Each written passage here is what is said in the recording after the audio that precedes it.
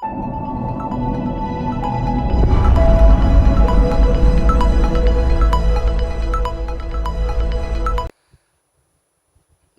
స్తోత్రము.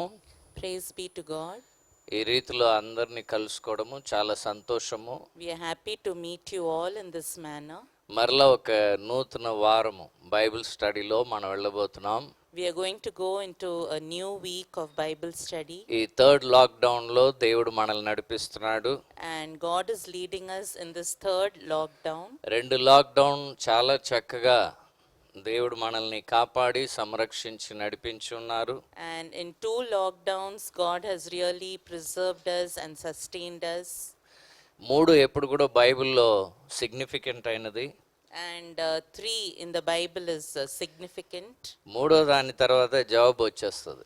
And after the third, the answer will come. So నేను అనుకుంటున్నాను ఈ మే 17th కల్లా జవాబు వచ్చేస్తుందని. And I think that by May 17th we'll have the answer. ఇది ఆల్మోస్ట్ లైక్ క్లైమాక్స్ లాంటిది. This is like a climax. దేవుడు మనల్ని ఇంకా అధికముగా ఆయన వాక్యము ద్వారా ఆయన సన్నిధి ద్వారా మనల్ని దర్శిస్తారు. And God will visit us all the more with His word and with His presence. ప్రార్థన చేసి బైబిల్ స్టడీలోకి వెళ్దాం. Let us pray and get into the Bible study. పరిశుద్ధుడైన మా తండ్రి, O Holy Father, కృపగల మా యేసుక్రీస్తు, gracious Lord Jesus, ఈ సాయంకాల సమయంలో ఈ రీతిలో నీ వాక్యంని నేర్చుకొనుటకు ఇచ్చిన తరుణంకై వందనాలు. Lord, we thank you for the privilege that you have given us to learn your word in this evening time. వారం వెంబడి వారము మమ్మల్ని పచ్చిక గల చోట్లో నడిపించున్నందుకు వందనాలు. Lord, week after week you are leading us to green pastures.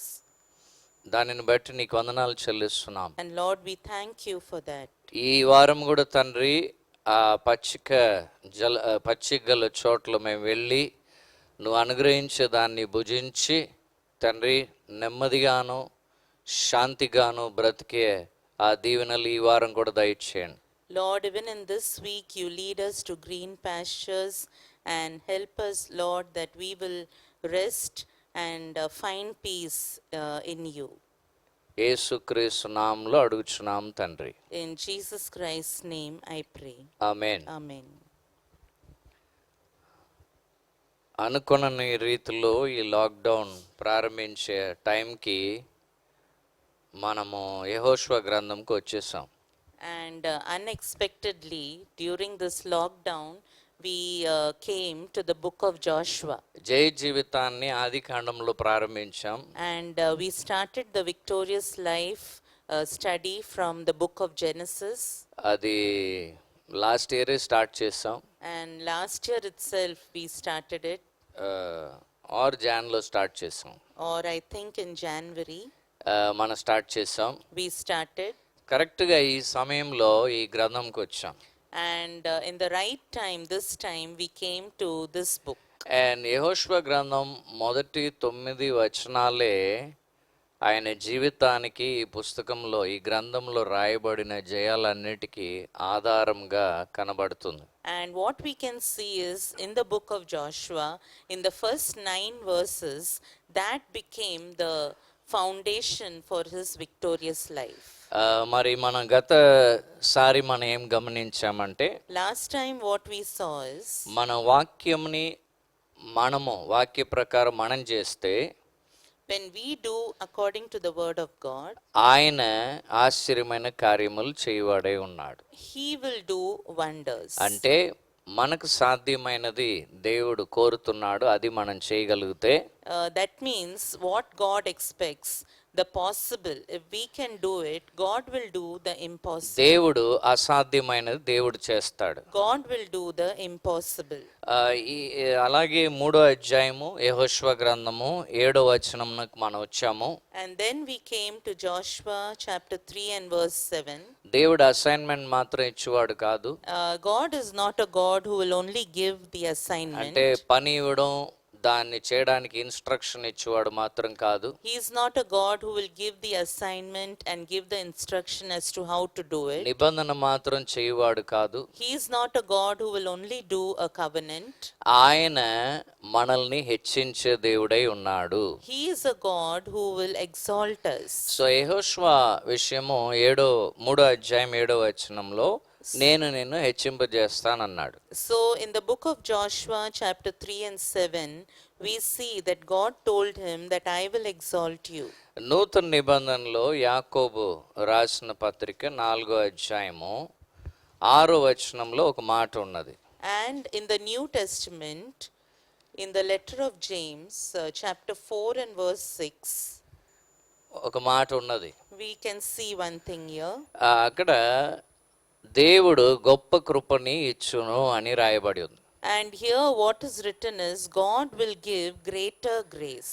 దేవుడు ఎవరండి? గొప్ప కృపని ఇచ్చువాడు. Who is God? He is a God who gives greater grace. ఆ గొప్ప కృపని ఇచ్చువాడు కాబట్టి ఏం రాయబడి ఉందని యాకోబు ఇక్కడ తెలియపరుస్తున్నాడు.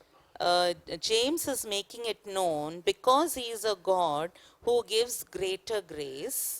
కాబట్టి ఏంటని ఇక్కడ రాస్తున్నాడు. So therefore what is to be done is written here. అక్కడ ఏం జరుగుతుందని రాస్తున్నాడు. And what will happen is written here. గర్విష్ఠులకు దేవుడు ఎదిరిస్తున్నాడని, దీనులకు దేవుడు కృప ఇస్తున్నాడని. What he is saying is God opposes the proud and gives grace to the humble. గొప్ప కృప ఇచ్చే దేవుడు కాబట్టి గర్విష్ఠుల్ని ఆయన ఎదిరిస్తున్నాడు. Because he is a God who gives greater grace, he opposes the proud. దేవునితో ఎవరికైతే కనెక్షన్ ఉన్నదో, All those who have a connection with God, దేవుడే మనల్ని హెచ్చించడానికి మనం వెయిట్ చేయాలి.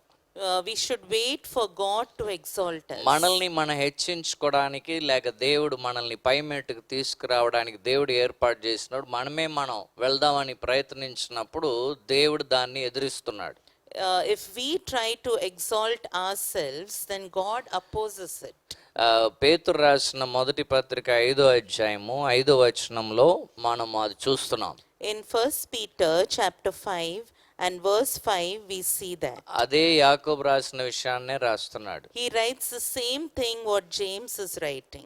అక్కడ 6వ వచనం వచ్చేసరికి, And as we come to the 6th verse, కాబట్టి మనం ఏం చేయాలని చెప్పి ఆయన చెప్తున్నాడు. here he says therefore what we have to do. ఆయన ఏమంటున్నాడంటే, What he తగిన సమయంలో దేవుడు మిమ్మల్ని హెచ్చించు నిమిత్తము దేవుని యొక్క బలమైన హస్తము కింద మీరు దీనులై ఉండుడి అని. So what he is writing, therefore humble yourselves under the mighty hand of God, that he may exalt you at the proper time. సరి అయిన సమయము, తగిన సమయం అనేది దేవుడు ప్రతి వారి జీవితంలో పెట్టాడు. In everybody's life, God has a proper time or the right time. ఆయన ఒక ప్లాన్ ప్రకారమే నడుస్తున్నాడు. And he is going according to his plan. మనల్ని దేవుడు నడిపించే విధానము మన అనుకున్న రీతిలో ఉండకపోవచ్చు. And how God leads us, it might not be according to our plan. కాబట్టి మనం కొన్నిసార్లు ఏం చేస్తామంటే, So sometimes what we do is, మన దేవుని తగిన సమయం అన్నాడు చూడండి, దాన్ని దాటుకుంటా ముందుకెళ్ళడానికి ప్రయత్నిస్తాం. and here it is written the proper time or the right time. What we do is we try to go ahead of it. ఉదాహరణకి దేవుడు జూన్ నెలలో ఆశీర్వాదం మనకు పెట్టి ఉంటే, For example, if God has kept a blessing for us in the month of June, మనం మేలోనే పొందుకోవాలని తెగ ప్రయత్నాలు చేస్తాం. and we take lot of efforts to see to it that we receive the blessing in May itself. అందుకే disappointment గురి అవుతాం. That's why we get disappointed. అదే కాకుండా కొన్నిసార్లు దాన్ని ఎలాగైనా సాధించాలని మనుషులే తమ వశము తీసుకొని తాము హెచ్చించుకుంటూ ఉంటారు.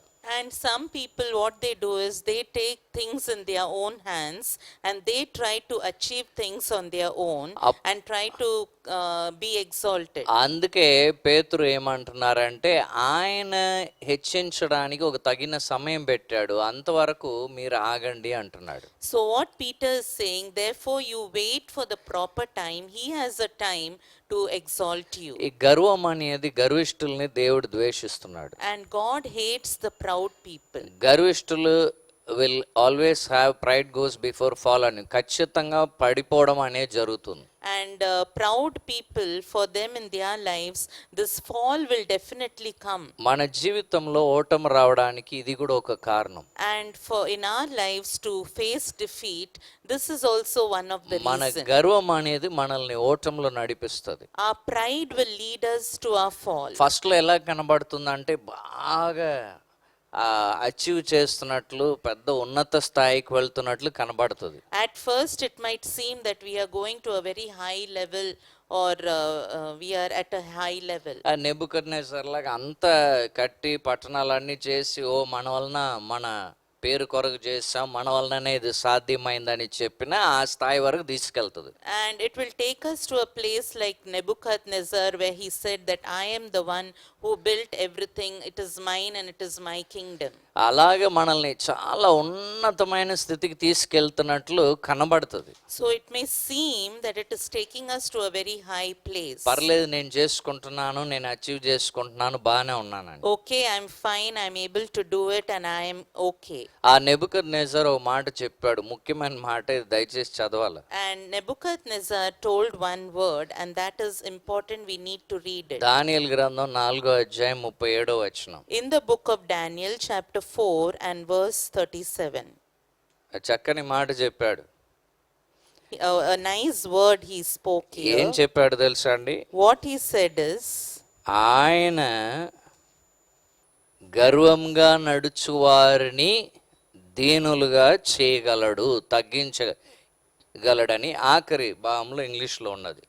what he is saying is, he is able to humble those who walk in pride. ఏమన్నాడండి? What did he say? ఆ శక్తిని టెస్ట్ చేయకూడదు. We must not test that power. అక్కడ ఏమన్నాడు? ఏబుల్ అన్నాడు. అంటే దేవునికి సాధ్యము, ఆయనకి ఆ సామర్థ్యం ఉందన్నాడు. He says God has the power, or he is able to. ఏంటండి ఆ ability? What is that ability? గర్వంగా నడుచువారిని దీనులుగా చేసే శక్తి దేవుని దగ్గర ఉంది. He has the power to humble those who walk in pride.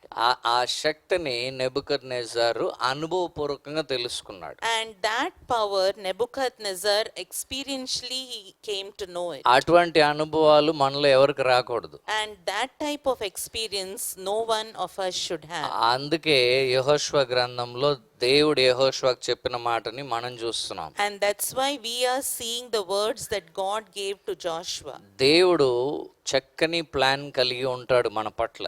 God has a very good plan for each one of us. ఆ plan లో మనం ఆ ప్రాపర్ టైం అన్నాడు చూడండి పేతురు, ఆ ప్లాన్ లో మనం ఉండగలిగితే మన జీవితం చాలా ఆనందంగా సంతోషంగా ఉంటుంది. If we can remain in that proper plan and proper time, then our life will be joyful. సాధారణంగా అందరూ అడుగుతారు అలా ఉండవలసిన అవసరత ఏంటి అని. And many times many people will ask why we need to be like that. అందరూ అన్ని చేసుకుంటా పోతున్నారు కదా, And all are doing everything. మరి అందరూ వాళ్ళ కార్యాలను అచీవ్ చేసుకుంటున్నారు And కదా, everybody they are achieving their things. మరి అందరూ అలా పడిపోవడం, నెబుకద్నెజర్ లాగా జంతువులాగా అవడం జరగట్లేదు కదా. And not everybody falls like Nebuchadnezzar, going to such a humble state like that of an animal. యేసుక్రీస్తు ఈ భూమి మీద ఉన్నప్పుడు ఒక మాట చెప్పాడు. When Jesus Christ was on this earth, he said one thing. మత్తయి సువార్త 5:45 చెప్పారు. And he told this in the Gospel of Matthew chapter 5 and verse 45. ఇది సంఘముగా మనం తెలుసుకోవడం ముఖ్యం. And this is important that we as a church know it. దీన్ని theology of common grace అంటారు. And this is called as the theology of common grace. దేవుడు అందరికీ సాధారణంగా అనుగ్రహించే కృప. This is a grace that God gives commonly to everybody. And ఆ సాధారణంగా అనుగ్రహించేది సాధారణ కృపగా ఉంటుంది. And the grace that is given commonly to everybody, it will be common. 45 ఆయన నీతిమంతుల మీదను దుష్టుల మీదను సూర్యుడిని ఉదయింపజేస్తున్నాడు, వర్షముని పంపిస్తున్నాడని తెలియపరిచాడు. And in verse 45 we see that he causes the sun to rise on the evil and the good, and sends rain on the righteous and the unrighteous. ఇది common grace అండి. This is the common grace. అంటే ఈ common grace కింద ఉన్నవారు అలాగే వారి కార్యాలు చేసుకుంటా వెళ్తూ ఉంటారు. That means those who are under the common grace, they will continue to do their work. వారి జీవితంలో సమస్యలు వచ్చినా ఇది కూడా కామనే అని అనుకుంటారు. And whatever problems may come in their lives, they will think that it is common. వ్యాధి వచ్చినా అది అంతేలే అందరికి వస్తుంది మనకు కూడా వస్తుందని అనుకుంటారు. If they get a sickness, they'll think, okay, everybody is getting this, so even we are getting it. ఎవరికి లాగా భూమి మీద అందరిలాగా నడుస్తూ బ్రతుకుతూ ఉంటారు. And they will be like everybody leading their lives on this earth. అందరూ వెళ్ళే స్థలంకి వెళ్ళి కూడా పోతారు. And they will also go to a place where everybody is going. అదే ప్రమాదం. And that is dangerous. అదే విశాల మార్గం. That is the broad way. అక్కడ ఇరుకుగా ఏం ఉండదు. There'll be nothing narrow in that way. అందరూ వెళ్తూ ఉంటారు. Everybody will be going. అందుకే 3వ అధ్యాయం 5వ వచనంలో అంతకు ముందు వారం మనం ఏం చూసామంటే యెహోషువ 3:5లో, That's why in Joshua 3:5, what did we see last week? నిన్ను నువ్వు ప్రత్యేకించుకో, If you will separate ఈ yourself, కామన్ గ్రేస్ అని చెప్తూ నువ్వు వెళ్ళవద్దు, don't go saying that it is a common grace. అందరిలాగా ఉంటానని అనుకోవద్దు, Don't think that I will be like everybody else. అందరూ సాధించలేదా నేను సాధిస్తానని అనుకోవద్దు, Everybody has achieved, even I will achieve. Don't think like that. అందరూ వెళ్ళే మార్గం వేరు, And the way that all will go, that is a different way. అందరూ చేరుకున్న గమ్యం వేరు. And the destiny where they will reach, that is different. మీరేం చేయండి, మిమ్మల్ని మీరు ప్రత్యేకపరచుకోండి. What you have to do is you have to separate yourself. అప్పుడు నేను కూడా మిమ్మల్ని ప్రత్యేకంగా చేస్తాను. Then I will also make you special. నీ జీవితం జయ జీవితంగా చేస్తాను. Your life will be a victorious life. అందరికీ కామన్ గా వస్తుందని అనుకుంటున్నారు కదా, ఆ కామన్ లో కూడా అన్కామన్ థింగ్స్ నీకు జరుగుతాయి. And what you think it is common for everybody, for you uncommon things will take place. అసాధారణమైన కార్యము నీ జీవితంలో జరుగుతుంది. And uncommon things will take place in your life. Daniel గురించి లాస్ట్ టైం నేను మెన్షన్ చేశాను. And last time I mentioned about Daniel. దానియేలు అక్కడ ఉండాలని దాసుడుగా బబిలోన్ సామ్రాజ్యంలో ఉండాలని దేవుని యొక్క ఏర్పాటు, అందుకే దాసుడు అయ్యాడని చెప్పాను. And I said that it was the plan or the will of God that Daniel should be in Babylon as slave. as a slave. ఆ విల్లో ఆ దేవుని చిత్తంలో ఆయన ఉన్నాడు. And he was in the will of God. తన్ను తాను ప్రత్యేకపరచుకున్నాడు. And he separated himself. ఏ విషయంలో ప్రత్యేకించుకున్నాడు? In what matter did he separate ఆహార himself? విషయంలో మోషే ధర్మశాస్త్ర ప్రకారం తను తాను ప్రత్యేకించుకున్నాడు. In the matter of food, according to the law of Moses, he separated himself. కాబట్టి దేవుడు ఏం చేశాడు? That's why what God did is, దానియేలు గ్రంథం 4వ అధ్యాయం 9వ వచనంలో, in the book of Daniel chapter 4 and verse 9, Nebuchadnezzar రాజు దృష్టిలో in the sight of King Nebuchadnezzar, ప్రత్యేకతని దానియేలులో ఆయన చూడగలిగాడు. he saw something different in Daniel. అందరూ సాధారణంగా చూసేది దానియేలులో లేదు. What we can see commonly in everybody, that was not seen in Daniel. కానీ ఒక ప్రత్యేకమైనది ఉన్నది. But there was something different in him. ఇదే మనల్ని మనం ప్రత్యేకించుకుంటే దేవుడు మనల్ని ప్రత్యేకపరిచేది. This is the thing, that when we separate ourselves, God will do something that is different in us. అదే మనల్ని హెచ్చింపజేసేది. And that will exalt us. అదే యెహోషువకు దేవుడు చెప్తున్నాడు. And that is what God was telling Joshua. So Nebuchadnezzar చూడగలిగాడు ఆ ప్రత్యేకతని. So Nebuchadnezzar could see the difference. ఏమన్నాడండి? What did he say? పరిశుద్ధ దేవతలు అన్నాడు. He said holy gods. పరిశుద్ధ అంటే Holy means ప్రత్యేకత, to be separate. ప్రత్యేకమైన ఒక దేవత యొక్క ఆత్మ నీలో ఉన్నది అన్నాడు. That means a different or a special God, and the spirit of that God is in him. పరిశుద్ధమైనది, ప్రత్యేకమైనది, and that is holy and that is separate. అందరిలో కామన్ అయినది ఉన్నది. In everybody he could see something that was common. కానీ దానియేలులో ప్రత్యేకమైనది కనబడింది. But in the book of in Daniel he could see something different. ఇది ఆయన చూశాడు, ఎవరు? నెబుకద్నెజర్ చూశాడు. This Nebuchadnezzar could see. చూసి ఏం చెప్పాడో తెలుసా అండి? 18వ వచనంలో, And seeing, what did he say in verse 18? ఈ కళ యొక్క భావంని నువ్వు చెప్పగలవు, కారణం ఏంటంటే నీలో ఉన్న ప్రత్యేక ఆ దేవతల యొక్క ఆత్మ అని చెప్పాడు.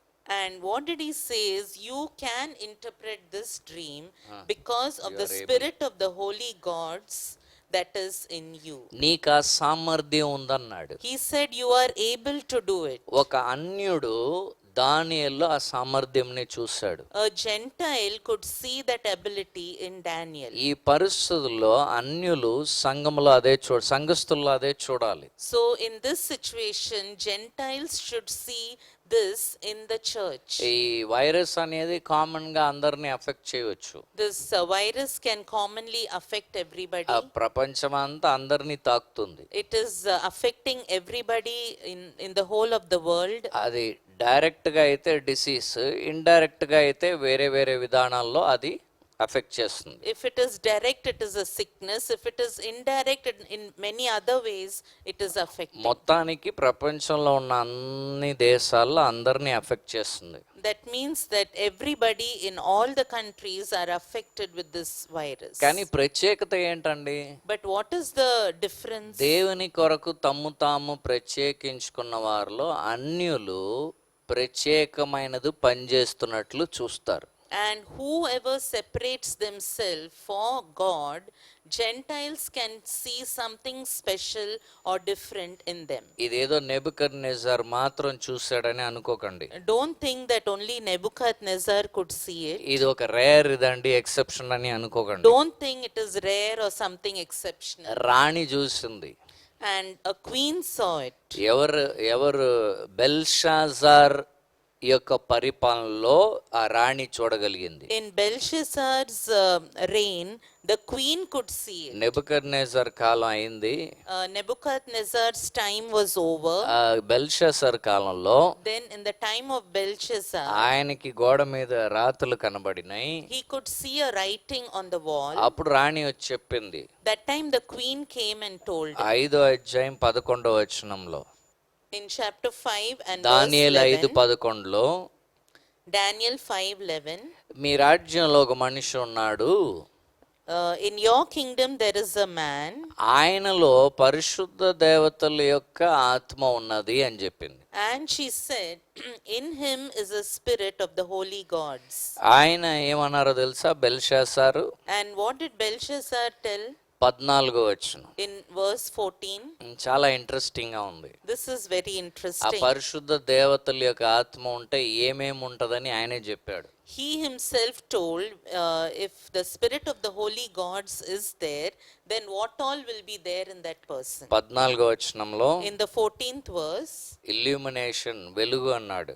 he said, first illumination, ఆ తర్వాత insight, ఇన్సైట్ అంటే అన్నిటినీ సూక్ష్మంగా తెలుసుకోండి, ఒక తెలివి, and ఒక చూపు, extraordinary wisdom అసాధారణమైన జ్ఞానం have been found in you. ఆ పరిశుద్ధ దేవతల యొక్క ఆత్మ ఉంటే, If the spirit of the holy gods is there, అన్యులు మనలో ఏం చూస్తారంటే, what will Gentiles see in us? గమనించండి, ఈ చీకటి, ఈ కరోనా వైరస్ అనే చీకటి అందరూ ఏలుబడి చేస్తుంటే మనలో వెలుగుని చూస్తారు. When this darkness, that is coronavirus, is reigning everywhere, they can see a light in us. ఆ తర్వాత ఏం చూస్తారండి? After that, what will they ఆ see? వెలుగులో ఎలా నడవాలో వారు నడుస్తున్నట్లు చూస్తారు. And they will see how to walk in that light. మనం ఎలా నడుస్తున్నాం ఆ వెలుగులో, ఇన్సైట్ అనేది వారు చూస్తారు. How we are walking in that light, they will see it. ఆ తర్వాత ఏం చూస్తారో తెలుసా అండి? After that, what they will see? అసాధారణమైన జ్ఞానం, అంటే మనం తీసుకుంటున్న నిర్ణయాల్ని వారు చూస్తారు. they will see extraordinary wisdom. That means in the decisions that we are taking, they will see it. Eenadu చూడగలుగుతున్నారా? Today, are they able to see it? ఇదేమి ఎక్సెప్షనా? Is it an exception? లేదండి, ఒక మామూలు బానిస అబ్బాయిలో ఇది మనం చూస్తున్నాం. We can see it in a slave boy. ఒక యవనస్తుడు, ఒక బానిసుడు. He was a young man. ఆయనేం దేవుడు కాదు. He was not a god. ఆయనేం పరిశుద్ధాత్మ అభిషేకంతో నిండినవాడు కాదు. He is not a person who had the anointing of the Holy ఆ Spirit. కాలంలో అది లేదు. In that time it was not there. ఆయన చేయవలసిన ఆయన చేశాడు. Whatever he had to do, he did. ఆయన ఏం చేశాడండి? What did he do? ఆయన తన్ను తాను ప్రత్యేకించుకున్నాడు. He separated himself. కాబట్టి దేవుని సమయం కొరకు వేచి ఉన్నాడు. And he was waiting for the timing of God. ఆ ప్రత్యేకించుకున్నాడు కాబట్టి దేవుడు కూడా ఆయన్ని ప్రత్యేకమైన వ్యక్తిగా అందరికి చూపించాలని అనుకున్నాడు. Because he separated himself, God also thought that he should show this person as a special person in the sight of everybody. మనం ఏ కాలంలో జీవిస్తున్నామో తెలుసా అండి? In what time are we living? క్రైస్తవులను చూసి యు ఆర్ వెరీ అనాయింటెడ్ అని చెప్పడం కాదండి. Christians seeing Christians and saying that you are anointed, that is not the matter. ఏం అభిషేకం అండి అని చెప్పడం కాదండి. And oh, what anointing. ఎంత ఆత్మ వాడుకుంటున్నాడని చెప్పడం కాదండి. And it's not that Christians telling that how nicely they are being used. అన్యులు ఏం చూడాలండి? What the Gentiles should see. Light చూడాలి. Gentiles should see the light. వెలిగింపబడడం, ఇల్యూమినేషన్ చూడాలి. They should see the illumination. ఆ తర్వాత ఆ వెలుగులో ఎలా నడుస్తున్నామో ఆ జ్ఞానం, ఆ తెలివిని చూడాలి. They should see the wisdom or the insight, how we are walking in that light. మూడోది అసాధారణమైన విజ్డమ్, ఆ జ్ఞానాన్ని చూడాలి. Then they should see the extraordinary wisdom. ఈ మూడు చూడగలిగితే అన్యులు మనలో, If Gentiles can see this three in us, వారు పరిశుద్ధ దేవుని యొక్క ప్రత్యేకతని మనలో చూసినట్లు. it is like they seeing the speciality of the holy God in us. అంటే అభిషేకం, ఆత్మ ఇవన్నీ వాడుతున్నాం కదా సంఘంలో, ఆ పదాలు వాళ్ళకి తెలీదు. చూస్తున్నట్లు, అదే చూస్తున్నట్లు వాళ్ళు. In the church we use the words anointing, we see Holy Spirit filling, all that, but they don't know all those things. సంఘం, but they can see these things in us. సంఘము ఇంతవరకు ఎలా నడిచిందండి? How did the church walk till today? ఒక విశ్వాసి ఇంకొక విశ్వాసిలో ఉన్న గొప్పతనాన్ని చూడడం, దేవుడి దీవెనల్ని చూడడం. One believer seeing another believer and saying how great God is. ఎలా దేవుడు వాడుకున్నాడని చూడడం. And seeing how God is using. ఎలా దేవుడు ఆశీర్వదించాడని చూడడం. How God is blessing. అదంతా చాలా మంచిది. That is good. ప్రోత్సాహం తెచ్చుకోవడం మంచిది. And it is good to be encouraged. కానీ ఇప్పుడున్న కాలం ఏంటో తెలుసా అండి? But now what time is this? Lockdown అయిన తర్వాత కాలం ఏంటో తెలుసా? What is the time after the lockdown? జయ జీవితం జీవించే కాలము. It is a time where we lead a victorious life. ఎక్కడ జయ జీవితము? Where victorious ఈ life? లోకంలో అందరి ఎదుట జయ జీవితము. It is in the world in front of everybody. మన జయ జీవితం జీవించాలి. We have to live victorious life. ఈ ఇల్యూమినేషన్, ఇన్సైట్ అంటే ఈ వెలుగు, ఈ జ్ఞానము, ఈ తెలివితో, అసాధారణమైన జ్ఞానంతో మనం బ్రతకాలి. We have to live with this illumination, with this insight, and with this extraordinary wisdom.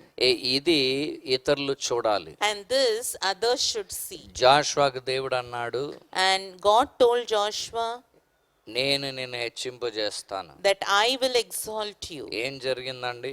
What happened? అలా ఎగ్జాల్ట్ చేయాలంటే ఏదో కార్యం జరిగి ఉండాలి కదా.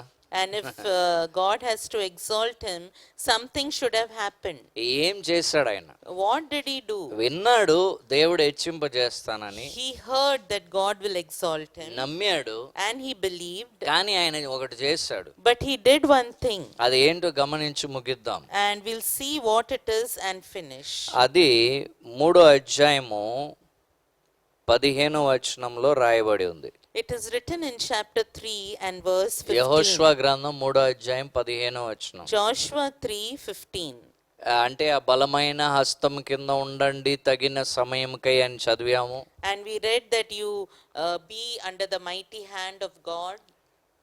ఆ తగిన సమయంలో ఆయన హెచ్చించినట్లు ఉండండి అని చూసాం. And we saw that in the proper time he will exalt you, so remain అంటే under his hand. నెమ్మదిగా ఉండడమా, And is it being quiet, ఏం చేయకుండా ఉండడమా, or is it being without doing anything, ఎప్పుడు దేవుడు నన్ను హెచ్చింపజేస్తాడా అని చూస్తా ఉండడమా, or waiting when God will exalt me, or when God will exalt me? లేదండి, ఇచ్చిన ఇన్స్ట్రక్షన్ ని మన మట్టుకు మనం ఫాలో చేస్తా ఉండడమే. It's not that, but just doing what God has instructed us to do. లేచి వెళ్ళమన్నాడు, యోర్దాన్ని దాటమన్నాడు ఇక్కడ. And here he told, arise and go across the Jordan. యోర్దాన్ దాటుతున్నప్పుడు ఒక మాట చెప్పాడు ఇన్స్ట్రక్షన్, నీ నీ పాదములు ఎక్కడెక్కడ నువ్వు అడుగు వేస్తావో అదంతా ఇస్తానన్నాడు. And he said, when you cross the Jordan, he said, wherever your feet, wherever you tread your feet, I will give that places to you. అంటే విశ్వాసం క్రియల్లో కనబరచాలని చూసాం. విశ్వాసం క్రియల్లో కనబరచాలని చూసాం. And we saw that the faith should be seen in action. ఓ దేవుడు నన్ను హెచ్చింపజేస్తాడని చెప్పాడండి, అందుకు ఊరికనే ఉంటానండి కాదండి. Oh, God has told me that he will exalt me, so I will simply sit. నిజమైన విశ్వాసము సంపూర్ణ విధేయతని కనబర్చదై ఉన్నది. True faith obeys completely. మరలా చెప్తున్నాను, Again I repeat it. నిజమైన విశ్వాసము సంపూర్ణ విధేయతని కనబర్చదై ఉన్నది. True faith obeys completely. అంటే ఒకే ఒక విశ్వాసం ఉంది, Only one faith is అది there. నిజమైన విశ్వాసం, That is true faith. అది సంపూర్ణంగా విధేయతని కనబరుస్తుంది. That will show complete obedience. మిగతాదంతా నమ్మికలు మాత్రమే. And remaining everything is only beliefs. విశ్వాసం అనే దేవుడు మనలో ప్రారంభించేది. Faith is that which God starts in us. లే దాటు అన్నాడు, అది ఆయనలో విశ్వాసాన్ని పుట్టించింది. And he said arise, he said cross, and that came, faith, and through that faith came in him. నీ పాదములు నువ్వు ఎక్కడెక్కడ అడుగు పెడతావా అన్నాడు, అది ఆయనలో విశ్వాసం పుట్టించింది. And he said wherever you tread the soles of your feet, and that brought faith in him. యెహోషువ 3:15లో మనం ఏం చూస్తున్నాం? And in the book of Joshua chapter 3 and verse 15, what do we ఆ see? యాజకుల యొక్క పాదములు వచ్చి ఆ యోర్దాన్ని తాకినప్పుడు అని రాయబడి ఉంది. What is written is when the feet of the priests, when it touched the edge of the water of the Jordan river, ఆ యోర్దాన్ నీళ్ళ దగ్గరికి వెళ్ళి ఆ నీళ్ళని వారి పాదములు తాకినప్పుడు, when they went close to the water of the river Jordan, and when their feet touched the edge of the water, అప్పుడు దేవుడు కార్యం చేయడం మొదలుపెట్టాడు. that time God started doing his work. అంతవరకు ఏం చేయాలండి? Until that, what has to be done? విధేయత అనేది కనబరచాలి. Obedience should be shown. ఎంతవరకు విధేయత కనబరచాలి? And to what extent? Complete గా కనబరచాలి, పరిపూర్ణంగా కనబరచాలి. Completely obedience should be shown. అబ్రాహాం గారు మనకు మంచి ఉదాహరణ. And Abraham is a good example for us. ఆదికాండం 22:1 దేవుడు ఆయన విశ్వాసానికి పరీక్ష పెట్టారు. And in Genesis chapter 22 we see there was a test of faith for Abraham. అబ్రాహాం ఏం చేశారు? What did Abraham do? ఉదయాన్నే లేచి బయలుదేరి మోరియా పర్వతానికి వెళ్ళారు. He rose up early and he went to Mount Moriah. ఇస్సాకుని బలిపీఠం మీద పెట్టాడు. And he put Isaac on the altar. ఆయన చేతిలో ఉన్న చాకుని ఎత్తుకున్నాడు, And he took కత్తిని తీశాడు, he took the knife. he took the knife in his hand. అది చంపడానికి రెడీ అయ్యాడు. And he was ready to kill him. పేరుకి ఎవరన్నా దీన్ని పేరుకి అబ్రాహాం కనబరిచిన విధేయతని ఎవరైనా చెప్పగలరా? And can anybody say that this was just an obedience shown for name's sake? ఎవరైనా చెప్పగలరా అండి? Can anybody say that? ఎప్పుడో మాట చెప్తూ ఉంటారు, చిన్న కథ చెప్తూ ఉంటారు. And every time one small story will be ఒక told. నాన్నగారు కారు నడుపుతున్నారట, ఓ తండ్రి గారు. Father is driving a car, అమ్మాయి గొడవ చేస్తా ఉందట. and the daughter was troubling him. ఒకసారి గట్టిగా కూర్చో అన్నాడట. And very loudly he shouted and said, you sit down. కూర్చుని పోయిందట. And she sat down quietly. ఒక 2 నిమిషాలు అయిన తర్వాత ఫాదర్ అన్నారట, And after 2 minutes the father said, ఇప్పటికైనా చక్కగా కూర్చున్నావని. At least now you are sitting very nicely. అమ్మ ఏమందో తెలుసా? You know what the daughter said? నా మనసులో నేను నించున్నాను అందట. She said, I am still standing in my mind. పేరుకు విధేయత అది. That means it is obedience for name's sake. అంటే complete సంపూర్ణ విధేయత అంటే ఏంటండి? What is complete obedience? క్రియల్లో మాత్రం కాదు, Not only in deeds. మన హృదయపూర్వకంగా విధేయత కనబరచుడు. Obedience should be heartful. సంపూర్ణ విధేయత అంటే హృదయము క్రియ రెండు కలిస్తేనే సంపూర్ణ విధేయత. Complete obedience means it has to come from the heart and it should be seen in the deeds. అదే అబ్రాహాంలో చూస్తున్నాం. And that's what we see in Abraham. అది పేరుకు చేసినది కాదండి. It's not that what he did for name's sake. ఏదో చెయ్యాలి కదా అని చేసింది కాదండి. It's not that I have to obey and I have to do it. దేవుడు ఒక మాట చెప్పాడు. God told him one thing. నువ్వు ప్రేమించుచున్న నీ ఒక్కగానో కుమారుడు అన్నాడు. He said the only son whom you love very much. అబ్రాహాం ఏమన్నాడు? What did Abraham say? నేను నిన్ను ప్రేమిస్తున్నాను. Abraham said, I love you. నా హృదయంని నువ్వు చూస్తావు. And you are seeing my heart. ఇంకా నా హృదయాన్ని నువ్వు చూస్తావు. You will see my heart. You will see my heart. నేను ప్రేమించున్న ఒక్కగానో కుమారుని బలిగా అడిగావు కదా. You asked me to sacrifice my only son. ఇప్పుడు నా హృదయం చూడు. Now you see my heart. నేను నిన్ను ప్రేమిస్తున్నాను. I love you. ఇది హృదయపూర్వకమైన విధేయత. And this is a heartful obedience. కేవలం క్రియలు మాత్రం కాదు. And this is not only in deeds. క్రైస్తవులుగా మనం కొన్ని ఊరికే ఆచార రీతిలో చేస్తూ ఉంటాం. Sometimes as Christians we do some things as a custom or a tradition. సంపూర్ణ విధేయత అంటే ఏంటి? What is the meaning of complete నీ obedience? హృదయపూర్వకంగా ప్రేమతో నువ్వు చేయడం. You have to do it wholeheartedly and with love. ప్రార్థన చేస్తున్నారా పావు గంట? Are you praying for 15 minutes? అది ప్రేమతో హృదయపూర్వకంగా చేయడం. You have to do it with love and wholeheartedly. 2 అధ్యాయాలే చదువుతున్నారా? Are you reading only 2 chapters? హృదయపూర్వకంగా దేవుణ్ణి ప్రేమిస్తూ ధర్మశాస్త్రంని ప్రేమిస్తూ చేయడం. And heartfully loving God and loving the word of God and doing it. పేరుకు చేస్తే అది విధేయత కాదు. If you do it for name's sake, that is not obedience. అది ఆచార సంబంధంగా చేస్తే అది విధేయత కాదు. And if you do it as a custom or a tradition, it is not obedience. ఇక్కడే సంఘంగా చాలా మంది మనం మిస్ అవుతున్నాం. Here as a church, many of us miss out. వీరు పేరుకు చేయలేదు. They didn't do it for name's లేకపోతే sake. మందసం పెట్టి జనాలందరూ బయలుదేరి వెళ్ళి అక్కడ అడుగు ఆల్రెడీ ఎంటర్ అవుతున్నారు, అడుగు పెట్టేశారు యోర్దాన్లో. Along with the Ark of the Covenant, all the priests and all the people, they already went and they are stepping into the Jordan దేవుడు River. అంటే విశ్వాసం. And they had faith in God. కాబట్టి హృదయపూర్వకంగా చేశారు. That's why they did it heartfully. వాళ్ళు ప్రాణం కంటే దేవుణ్ణి ప్రేమించారు. More than their life, they loved God. ఒకవేళ మధ్యలో నడుచుకుంటా వెళ్ళినప్పుడు, And in between when they are walking, ఒకవేళ యోర్దాన్ నీటిలోకి వెళ్ళినప్పుడు, if they are walking in the waters of Jordan, ఆ నీళ్ళు వచ్చి మందస పెట్టిని కొట్టుకొని పోయినా, if that river will flow in such a way that the Ark of the Covenant will also go, వాళ్ళని కొట్టుకొని పోయినా, if they will also be taken కొట్టుకొని away, పోతారు, కొట్టుకొని పోతారు అంతే. they will go like that. అంతే. That's all. అదే సంపూర్ణ విధేయత. That is complete obedience. లేచి యోర్దాన్ దాటమన్నాడు, మందసం పెట్టి పట్టుకున్నారు, అందరూ బయలుదేరారు, దాటుతున్నారు. God said, arise and cross the Jordan. They took the Ark of the Covenant. Everybody started. They went and to the Jordan River.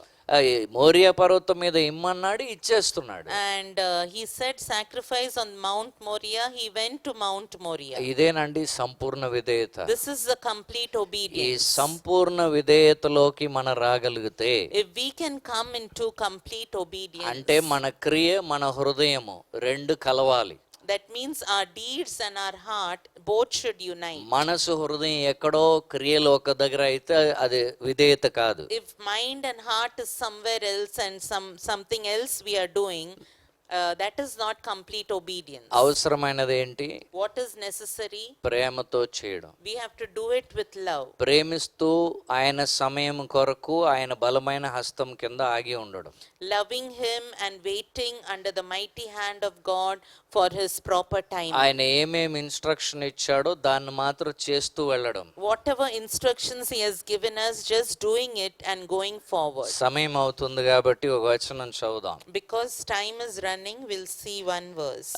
యెహోషువ గ్రంథం 4వ అధ్యాయం 14వ వచనం. In the book of Joshua chapter 4 and verse 14. ఏం జరిగిందండి? What happened there? ఆ దినము యెహోవా యెహోషువని ఇశ్రాయేలు ప్రజలందరి ఎదుట హెచ్చించెను. And we see that on that day, in front of all the Israelites, God exalted Joshua. ఏం చేశాడండి దేవుడు? What did God do? దేవుడు ఏమన్నా నరుడా? Is God a man? దేవుడు నరుడా మాట చెప్పి మార్చేయడానికి? Is God a man who gives a word and to change it? బాలాక్ రాజు బిలాంని తీసుకొచ్చాడు. And King Balak bought Balaam. దేనికి తీసుకొచ్చాడండి? For what did he bring him?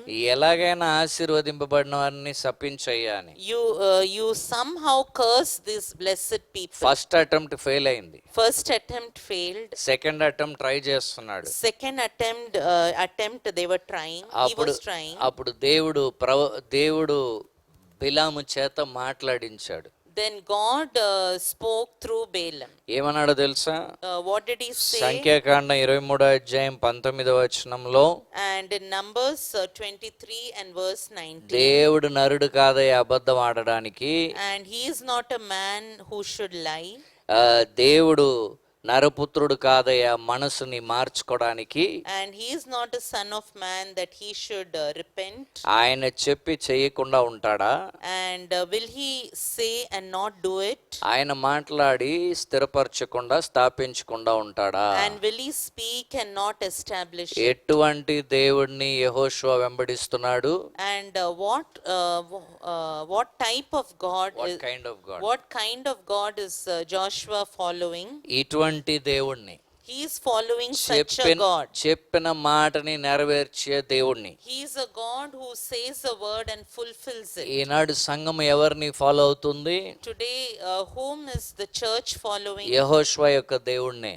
Following the God of Joshua. అదే దేవుణ్ణి. Same God of Joshua. హెచ్చిస్తానంటే హెచ్చిస్తాడు అంతే. If he says I will exalt you, he will exalt you. దాని కొరకు ఏం చేశాడో తెలుసా అండి? And what did he do for that? మీరు 3వ అధ్యాయము 15, 16, 17 వచనాలు చదివి చూడండి. You can read in Joshua chapter 3, 15, 16 and 17th verse. చాలా ఆశ్చర్యంగా ఉంటది. And it will be very surprising. యాజకుల యొక్క పాదం తగలగానే As soon as the feet of the priests touch the edge of the water, నీళ్లు ఒకవైపు అలాగే ఒక పైల్ లాగా హీప్ లాగా ఆగిపోయింది.